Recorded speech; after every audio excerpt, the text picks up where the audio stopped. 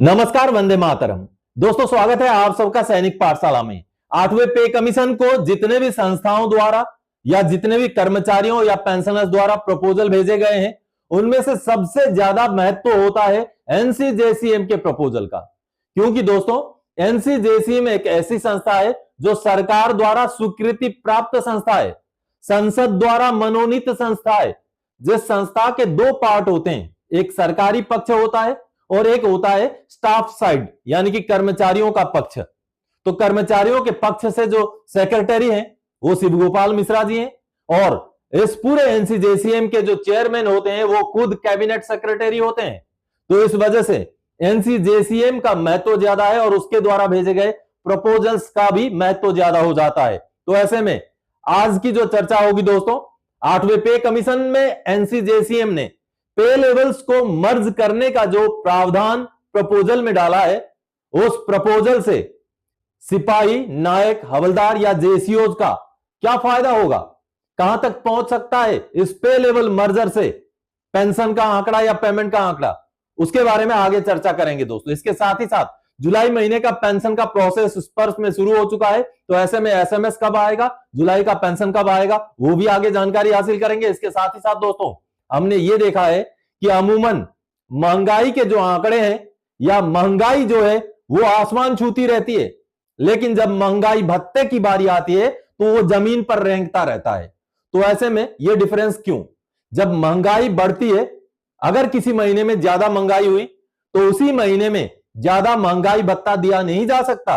इसके बारे में भी आगे चर्चा करेंगे, क्योंकि हाल फिलहाल में हमने देखा है कि महंगाई, खाद्य पदार्थों को महंगाई में, खुदरा महंगाई में हो या थोक महंगाई में हो, काफी बढ़ोतरी हुई है। तो ऐसे में उसी दर से महंगाई भत्ते में भी बढ़ोतरी होनी चाहिए। इसके साथ ही साथ दोस्तों, किस तरीके से बैंक और पीसीडीए मिलकर के पेंशनर को परेशान करते हैं, उसके ऊपर भी सवाल खड़ा करेंगे। तो चलिए अब आगे बढ़ते हैं, लेकिन आगे बढ़ने से पहले हमेशा की तरह, अगर आप सैनिक पाठशाला चैनल का वीडियो पहली बार देख रहे हैं या अभी तक चैनल को सब्सक्राइब नहीं किया है, क्योंकि ये सामने के आंकड़े देखिए, अभी भी ऐसे बहुत सारे व्यूअर्स हैं जो चैनल के वीडियोस तो देखते हैं लेकिन चैनल के सब्सक्राइबर नहीं है। तो ऐसे में उन सभी व्यूअर्स से मेरी गुजारिश है कि अगर आप बगैर चैनल को सब्सक्राइब किए ही वीडियोस देख रहे हैं तो आपसे गुजारिश है कि आप चैनल को सब्सक्राइब कर लें। चैनल सब्सक्राइब करना फ्री ऑफ कॉस्ट है। एक बार चैनल सब्सक्राइब कीजिए ताकि आने वाले समय में आपको वीडियोस के नोटिफिकेशन मिलते रहें और आपको कोई महत्वपूर्ण जानकारी से महरूम ना होना पड़े। और अगर आपको वीडियोस अच्छे लगे तो दोस्तों के साथ शेयर करें, वीडियोस को लाइक करें और हाइप करना भी ना भूलें दोस्तों। और कई सारे पेंशनर सोचते हैं कि बाद में चैनल को सब्सक्राइब कर लूंगा, लेकिन भूल जाते हैं। तो ऐसे में फटाफट से पहले इस वीडियो को पॉज कीजिए, चैनल को सब्सक्राइब कीजिए, फिर आगे वीडियो देखना कंटिन्यू रखें। चलिए अब आगे बढ़ते हैं। सबसे पहली जानकारी दोस्तों, स्पर्श से जुलाई का पेंशन प्रोसेस शुरू हुआ। पेंशन आएगा खाते में 31 जुलाई को। दोस्तों, स्पर्श में पेंशन किस तरीके से प्रोसेस होता है, यह जानकारी पहले भी मैं आपको बता चुका हूं, बाकायदा चार्ट बना करके आपको समझा चुका हूं। तो ऐसे में अब स्पर्श में जो पेंशन का प्रोसेस है जुलाई महीने का, वो शुरू हो चुका है। तो ऐसे में बहुत जल्द आगे 1, 2, 3 दिन के अंदर आपको एसएमएस भी मिल जाएगा, एडवांस इंटीमेशन वाला, और आपके महीने, जुलाई के महीने 31 जुलाई को पेंशन का भुगतान होगा दोस्तों। और दोस्तों, इस महीने भी उतना ही पेंशन आपको मिलेगा जितना पिछले महीने मिला था, क्योंकि जुलाई महीने से हमारा डीएडीआर बढ़ तो जरूर जाएगा, लेकिन इसका डिक्लेरेशन जाके सितंबर या अक्टूबर में होगा और 3 या 4 महीने का एरियर उस समय में मिलेगा। तो चलिए अब अगली जानकारी दोस्तों, 8वें वेतन आयोग में पे लेवल 1 से 10 तक के मर्ज से सिपाही, नायक, हवलदार या जेसीओ का क्या फायदा। सिपाही की पे 83,200 से शुरू। जी हां, जो पे लेवल मर्जर वाला प्रपोजल एनसीजेसीएम द्वारा भेजा गया है, यह बहुत ही महत्वपूर्ण प्रपोजल है दोस्तों। इस प्रपोजल के जरिए जितने नीचे रैंक वाले हैं, यानी कि सिपाही हुए, नायक हुए, हवलदार हुए, उस तरीके के जो पे लेवल के हैं, या सिविल में भी उसी पे लेवल के जो कर्मचारी हैं, उनको ज्यादा फायदा देने के इरादे से इस पे लेवल मर्जर का जो है फॉर्मूला प्रपोजल में डाला गया है। तो इसको लेकर के जो प्रपोजल में पे लेवल मर्जर का जो आंकड़ा दिया गया है, चलिए उस आंकड़े के साथ समझते हैं। तो दोस्तों, एनसीजेसीएम ने ये वाला टेबल प्रिपेयर किया है पे लेवल मर्ज करने के लिए। जो 3.833 का फिटमेंट फैक्टर मांगा गया है, उसी फिटमेंट फैक्टर के साथ ये पे लेवल मर्ज करने के लिए एक सुझाव भी दिया गया है, जिसमें आप अगर यहां पर देखेंगे तो एग्जिस्टिंग जो पे लेवल पे स्केल 1 है उसको पे स्केल 1 में ही रखने की जो है बात कही गई है। यानी कि हम अगर फौज की बात करें तो पे स्केल 1 में कोई भी कॉम्बेटेंट नहीं है, क्योंकि एक सिपाही का जो पे लेवल शुरू होता है वो 3 पे लेवल से शुरू होता है, 1 और 2 कॉम्बेटेंट्स के लिए, कोई भी फौजी के लिए नहीं है। तो चलिए फिर भी आपको बता दूं, जो मिनिमम बेसिक पे 69,000 रुपए जो सुझाव दिया गया है वो पे लेवल 1 के लिए दिया गया है।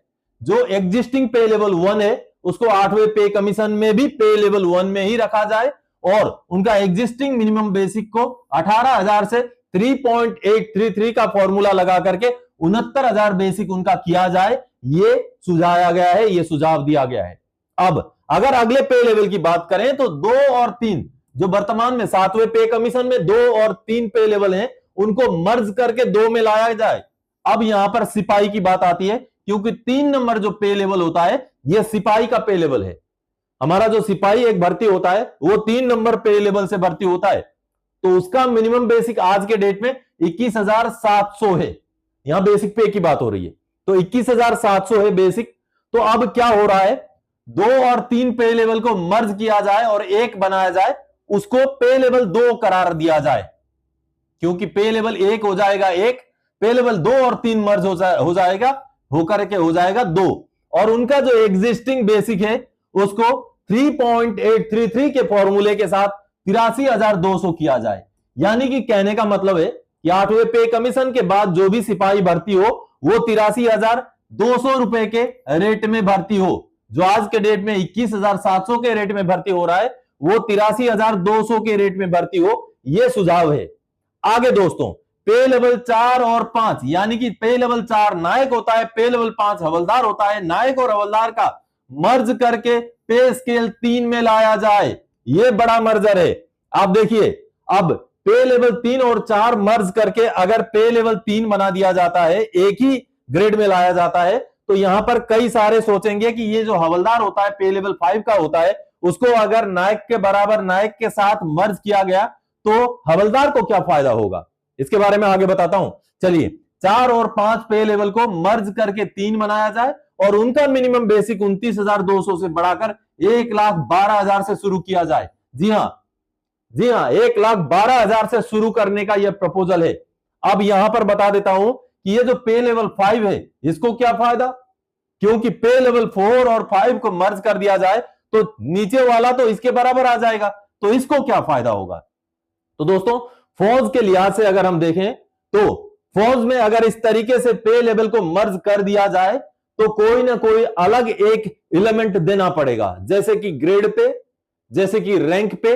मान लीजिए नायक और हवलदार का अगर एक समान बेसिक का अगर स्ट्रक्चर बन गया मर्ज होकर के, तो उनके लिए अलग से ग्रेड पे का सिस्टम करना पड़ेगा या तो फिर रैंक पे का सिस्टम करना पड़ेगा। मान लीजिए अगर 1,12,000 से ही उनका बेसिक शुरू किया जाता है, यह पेंशन नहीं है, पेमेंट है दोस्तों, फिर से बता रहा हूं। तो अगर 1,12,000 से नायक और हवलदार दोनों का शुरुआती पेमेंट हो तो पेमेंट तो बराबर रहेगा। तो ऐसे में अब ग्रेड पे नायक के लिए कम ग्रेड पे, हवलदार के लिए ज्यादा ग्रेड पे, या तो फिर रैंक पे नायक का कम रैंक पे, हवलदार का ज्यादा रैंक पे, वो अगर एडिशनल एलिमेंट जोड़ा जाता है तभी ये जस्टिफाइड रहेगा, नहीं तो ये पे लेवल मर्जर फौज के लिहाज से जस्टिफाइड नहीं रहेगा, क्योंकि फौज में रैंक के हिसाब से, ओहदे के हिसाब से काम होता है, रिस्पेक्ट होता है, रिस्पॉन्सिबिलिटीज होते हैं।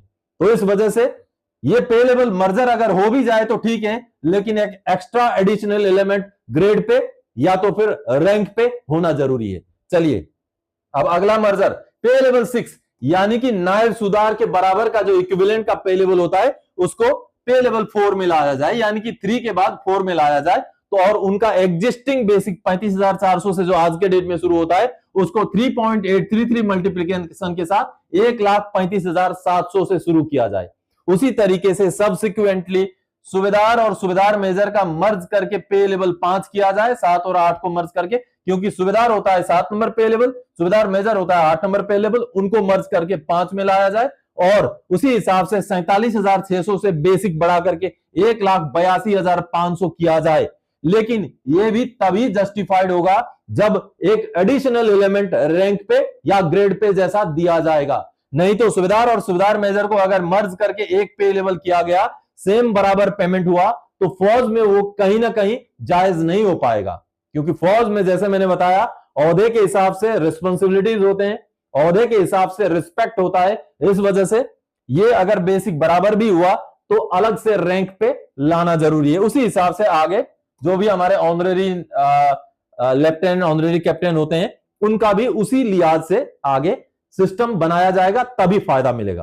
तो दोस्तों आपने देखा एनसीजेसीएम ने जो सुझाव दिया है, सुझाव तो बहुत अच्छा है, लेकिन फौज में इस सुझाव को अगर इंप्लीमेंट करना है तो कुछ एडिशनल चीजें जोड़नी जरूरी हैं, तभी ये जस्टिफाइड हो पाएगा। चलिए अब आगे बढ़ते दोस्तों अगली जानकारी की ओर, और अगली जानकारी है बैंक और पीसीडीए की जुगलबंदी मिलकर पेंशनर को क्यों परेशान कर रही है? क्या स्पर्श में माइग्रेशन होना गुनाह है? दोस्तों जैसे जैसे पेंशनर का माइग्रेशन पीसीडीए स्पर्श में करता गया, सीपीपीसी से हो, ट्रेजरी से हो, डीपीडीओ से हो, सारे पेंशनर्स का पेंशन कंट्रोलिंग एजेंसी स्पर्श हो गया। उससे पहले तो बैंक या ट्रेजरी या डीपीडीओ होते थे, पेंशन कंट्रोलिंग एजेंसी या पेंशन डिसबर्सिंग एजेंसी। तो ऐसे में अब यह सवाल खड़ा होता है कि जब स्पर्श में माइग्रेशन हो गया है, स्पर्श में माइग्रेशन होने से पहले का कोई एंटाइटलमेंट अगर पेंशनर मांगना चाहे तो क्या स्पर्श से मांगे या उनसे मांगे जिससे पहले पेंशन में मिलता था?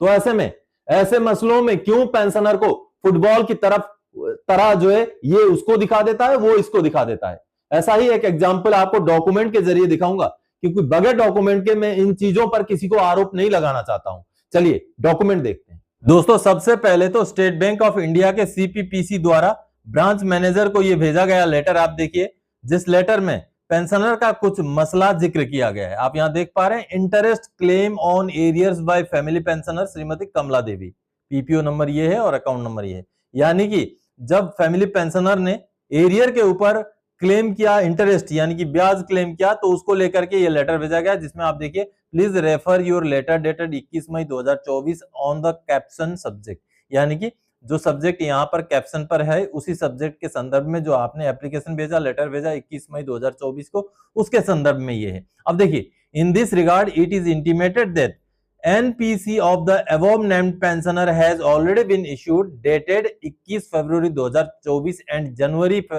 1 फरवरी 2024. Pensioner record of the pension was migrated to new PDA स्पर्श on 23 सितंबर 2022 before payment. यानी कि दोस्तों जब भुगतान करने से पहले ही पेंशनर का डाटा स्पर्श में माइग्रेट हो गया, तो हमने उनका फरवरी 2024 में 2 नॉन पेमेंट सर्टिफिकेट जारी किए, जिसके बेस पर उनका भुगतान हो गया। तो उसको लेकर के अब यहां कहा गया है, in view of the above you are requested to advise to the pensioner to contact to her new PDA SPARSH for interest claim on arrear since now SBI is not PDA.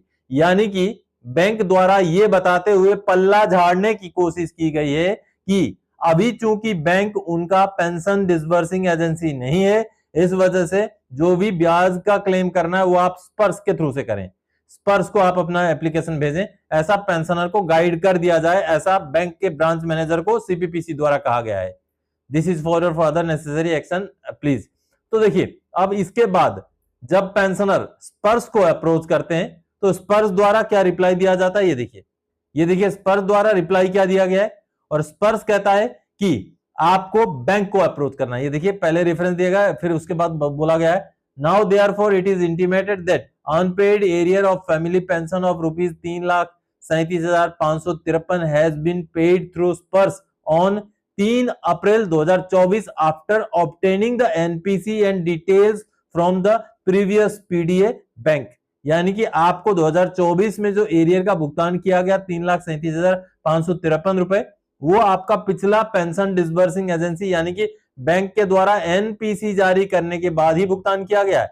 Hence family pensioner is advised to liaise her previous PDA bank for clarification and payment of interest if any. यानी कि इसलिए family pensioner से दरख्वास्त है कि वो अपने पिछले पेंशन डिसबर्सिंग एजेंसी यानी कि बैंक को संपर्क करें ब्याज भुगतान को लेकर, as delay was made on the part of the bank, क्योंकि जो देरी हुआ है वो बैंक की तरफ से हुआ है।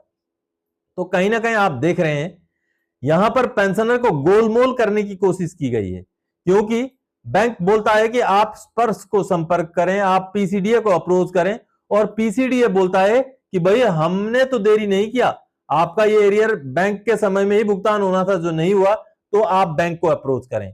तो कहीं ना कहीं इस तरीके के जो मसले होते हैं जिन पर बैंक पीसीडीए के ऊपर डाल देता है, पीसीडीए बैंक के ऊपर डाल देता है, इस तरीके के मसलों को हल करने के लिए कोई ना कोई आर्मी हेडक्वार्टर में या मिनिस्ट्री ऑफ डिफेंस में सख्त एक पैनल बनना चाहिए, सख्त एक टीम बना के रखना चाहिए, जो इस तरीके से पेंशनर को अगर पीसीडीए या बैंक वगैरह आपस में गोलमोल घुमाते रहे तो उनका भी काम बन सके, उनका भी जो भी मैटर है उस पर एक्शन हो सके। तो इसको लेकर के सख्त हिदायतों की जरूरत है, सख्त कार्रवाई, और कहीं ना कहीं एक स्पेशली इसके ऊपर काम करने वाला विभाग की जरूरत है दोस्तों। तो आप सबने देखा दोस्तों, पुराने समय का जब ब्याज देरी से भुगतान हुआ तो उस ब्याज का जब क्लेम किया गया तो पीसीडीए बैंक को दिखा रहा है, बैंक पीसीडीए को दिखा रहा है, लेकिन ऐसे में जिम्मेवारी ये बैंक की है।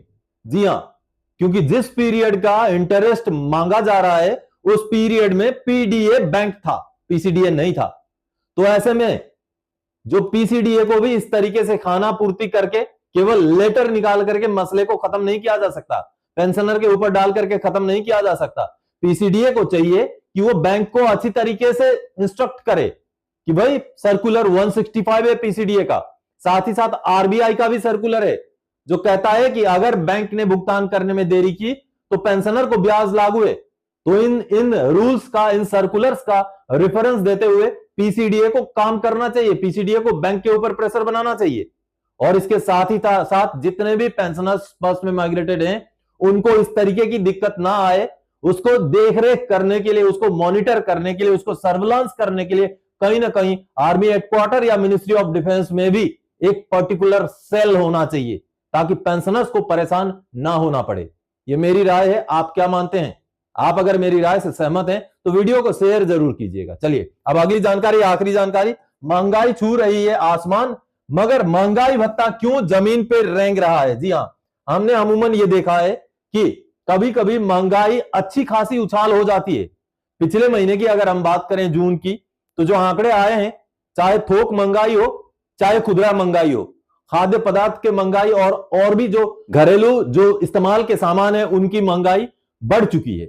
लेकिन बावजूद इसके दोस्तों, जुलाई से जो हमारा महंगाई भत्ता बढ़ेगा वो 3% ही बढ़ेगा, क्योंकि इसमें एक पर्टिकुलर सिस्टम से कैलकुलेशन होता है। तो कहीं ना कहीं उस सिस्टम को बदलने की जरूरत है, क्योंकि अगर मान लीजिए जून के महीने में ज्यादा महंगाई है तो पेंशनर्स या कर्मचारियों को ज्यादा भत्ता मिले। तो इस तरीके से कहीं ना कहीं आने वाले समय में, हालांकि ये मांग है, 8वें पे कमीशन से भी कई सारे पेंशनर संस्थाओं ने, कई सारे कर्मचारी संस्थाओं ने इस मांग को रखा है कि महंगाई भत्ते का जो कैलकुलेशन का जो फॉर्मूला है उसको बदला जाना बेहद जरूरी है, क्योंकि ऑन ग्राउंड जो चीजें, जो एक्चुअल में इस्तेमाल में जो चीजें आज के परिप्रेक्ष्य में होती हैं, उन चीजों की महंगाई को लेकर के महंगाई भत्ता दिया जाए। खाद्य पदार्थ, रोजमर्रा की जरूरत की चीजों को लेकर के महंगाई भत्ता दिया जाए, यह बेहद जरूरी है दोस्तों। तो कहीं ना कहीं आने वाले समय में 8वें पे कमीशन में इस रूल को इंप्लीमेंट करने की जरूरत है कि महंगाई भत्ता एक्चुअल में ऑन ग्राउंड में रहे, जो वस्तुएं इस्तेमाल में रहे वस्तुएं उनकी महंगाई के ऊपर दिया जाए, ना कि पुराने चले आ रहे पुराने चीजों के जो एक बास्केट बनाया गया है उसके हिसाब से दिया जाए। तो यह भी एक अहम मांग है जो 8वें पे कमीशन में भी जा चुकी है, और मैं भी मानता हूं कि इसको बेहद संजीदा तरीके से पे कमीशन को भी कंसिडर करना चाहिए। आप क्या मानते हैं दोस्तों? कमेंट जरूर कीजिएगा। तो दोस्तों आज के इस वीडियो में इन्हीं जानकारियों के साथ आया था। आने वाले समय में और कोई जानकारीदायक, आपसे सरोकार रखने वाला विषय लेके मैं फिर से हाजिर हो जाऊंगा। तब तक के लिए जय हिंद दोस्तों।